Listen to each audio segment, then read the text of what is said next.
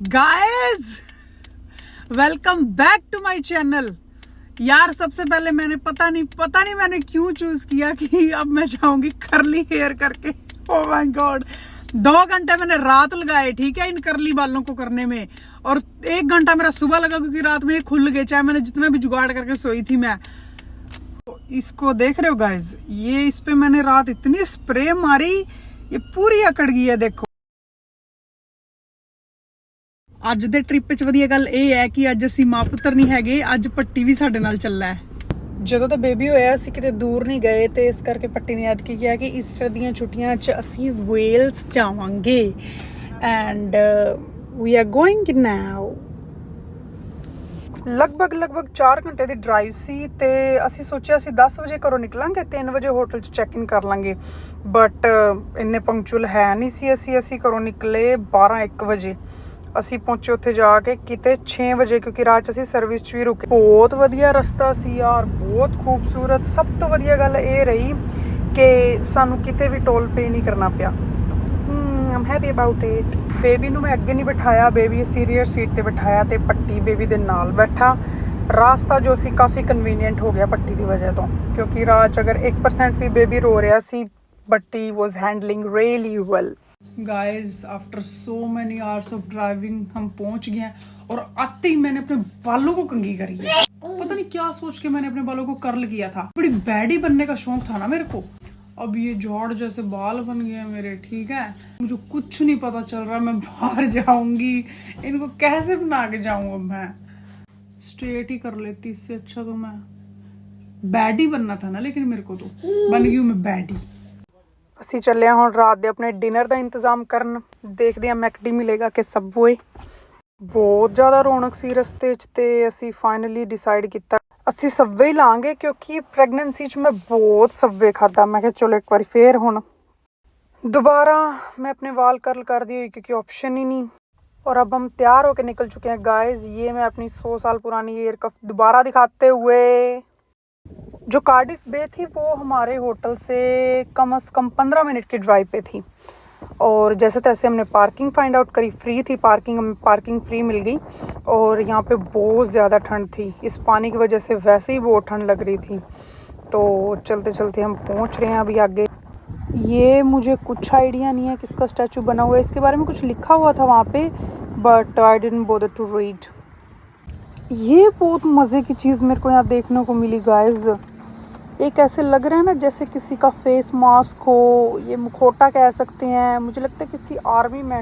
एक जो बढ़िया बात हुई, शॉकिंग बिल्कुल, देख के मुझे बहुत शौक लगा कि यहाँ पे हमें वेल्स की पार्लियामेंट देखने को मिली। मुझे नहीं लगता था कि ये बिल्कुल नज़दीक, मुझे ये पहले से ही पता था कि हम इस पार्लियामेंट के अंदर जा सकते हैं, लेकिन मैं श्योर नहीं थी कि मैं जा सकती हूँ कि नहीं, क्योंकि मैंने कुछ टिकट वगैरह या कुछ बुकिंग नहीं की थी।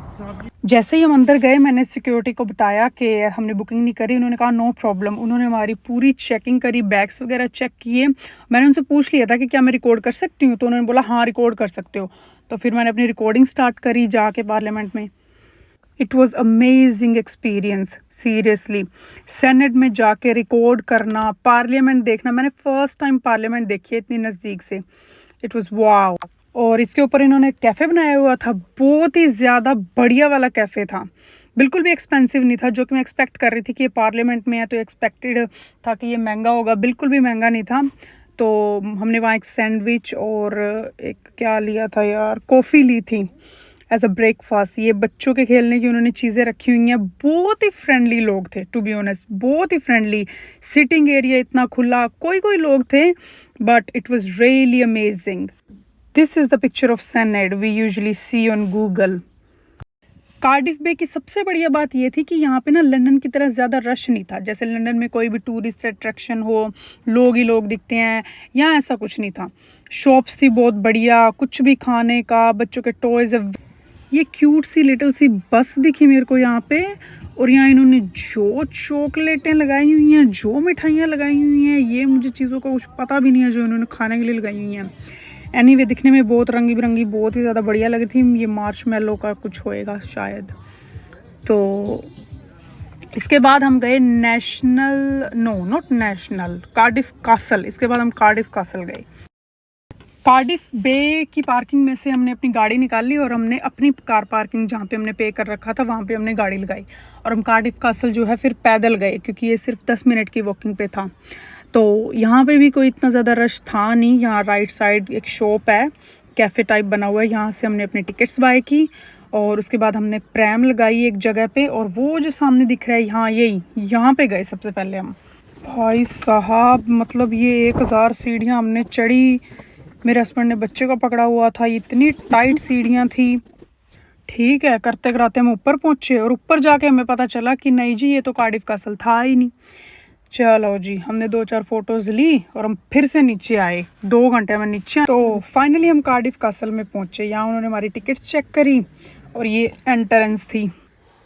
भाई साहब लुक एट दिस, एकदम रॉयल वाइब। जो ये स्टेन्ड ग्लास है कितना कलरफुल है, डिटेल्स देखो यार, बस बंदा ना देखता ही रह जाए। इसका फ्लोर देखो भाई, कितना विंटेज और एकदम से कितनी रॉयल वाइब आ रही है। ये सीलिंग का वुडन वर्क देखो, ऐसे लगता है जैसे पूरा हैंड क्राफ्टेड है। इस चिमनी का मार्बल वर्क देखो, जैसे कोई ना स्टोरी बता रहा हो ना। Wow look at this, amazing. Huge royal mirror, quick selfie time. हम आ गए हैं कासल से बाहर और इस शॉप्स में सुवेनियर्स भी मिल रहे थे। यहाँ पे एक लिफ्ट भी लगी हुई थी। इस लिफ्ट को लेके हम गए the firing line museum of Queen's Dragoon Guards. बहुत इंटरेस्टिंग एक्सपीरियंस रहा वहाँ पे हमारा। चलिए, म्यूजियम में आते ही रियल लाइफ बैटलफील्ड वाइब्स आने लग गई। इन्होंने बहुत ही ज़्यादा पुराने हेलमेट लगाए हुए थे, पूरा मिलिट्री का कलेक्शन था यहाँ पे। इवन के मिट्टी लगी हुई है इन पे, बहुत ही ज़्यादा पुरानी चीज़ें इन्होंने रखी। कितने ज़्यादा मेडल है भाई।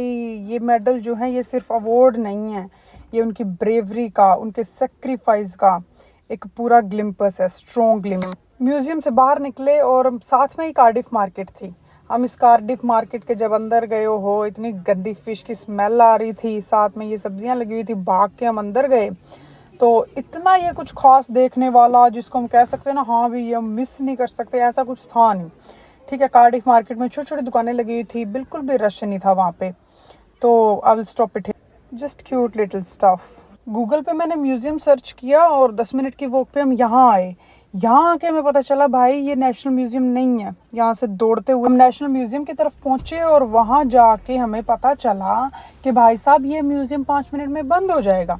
तो जो भी हमारी वॉक थी सारी मुझे लगता वेस्ट हो गई। वो बस नीचे 2-3 चीज़ें लगी हुई थी, वो हमने देख के हम वापस आ गए। तो I don't think so next time हम यहाँ जाएंगे, क्योंकि वेल्स इज़ टू फॉर।